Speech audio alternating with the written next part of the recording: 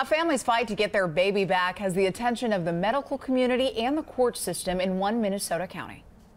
We have as a court order, though, saying that for now the child's going to be placed in protective custody. I know it's hard, but I mean... It's not hard, it's stupid. A camera rolled as Rico was taken from his home 6 weeks ago. The 3-month-old boy has HIV. Court documents say Malheur County got involved after his parents missed a medical appointment. But to better understand this story, WCCO's Liz Collin explains why you need to hear what happened more than 20 years ago. Yeah, he doesn't look like this at all anymore. At the home of any new baby, it doesn't take long for the talk to turn in that direction. So that's right after birth then? Only at the Nagels in Brownsdale, Minnesota, little Rico isn't able to hear any of it. So it just really hurts. And for 2 months, he hasn't been here. For the last 6 weeks, Lindsay and John have made the 45-minute drive to and from Rochester each day, where Rico remains in a hospital room. Hello, Rico. Their son in the middle of a court fight centered around his care. Good morning. It's basically those kids had that child removed because of what Cheryl and I think.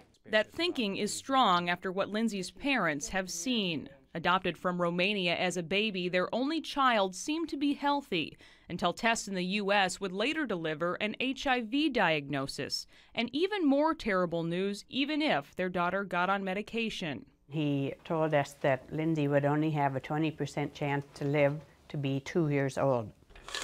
They immediately started her on a then fairly new antiretroviral drug, the first government-approved treatment for HIV.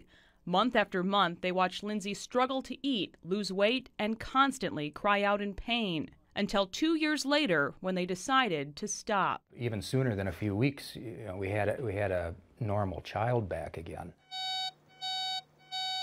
Of a dozen kids with HIV in the state at that time, medical reports indicate Lindsay is the only one still here.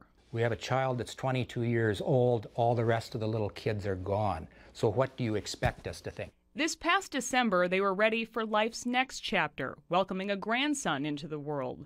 Lindsay says after Rico's birth, doctors and social workers told her he needed to get on the same medication she'd been on as a baby. After some initial resistance, the family agreed after they were told Rico would be taken from them if they didn't comply. And the man said, yes, I'll stop the paperwork. Oh, that's cute. After overcoming a few medical setbacks, Rico came home a month later, where he stayed for just 1 week. We have as a court order, though, saying that for now the child's going to be placed in protective custody.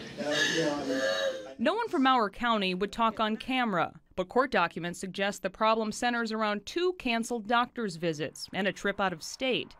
Instead of going to what was supposed to be nutritional appointments, the Nagels admit they were planning to drive to Seattle to meet with another doctor to get a second opinion on Rico's HIV diagnosis. The family decided to turn around in North Dakota and head home.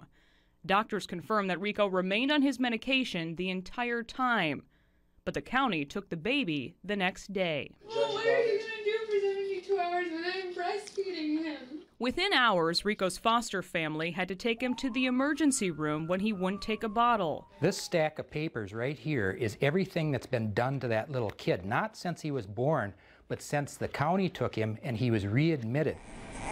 The feeding tube doctors first put in caused an infection. This is all the pokes, the prods, the x-rays, the ultrasounds, the 4 blood transfusions. Those are things that didn't need to be done. John and Lindsay are now allowed to spend an unlimited amount of time with their son, even though they are still not his legal guardians. So at home, they will continue to share their memories of Rico. We all want Rico to come home. With the hope he will be allowed back to make more. Liz says a judge could decide on April 1st if Rico's parents will regain custody of him. The family told her the ordeal has cost them $50,000 so far. You can follow Rico's story online. We've put a link at WCCO.com/links.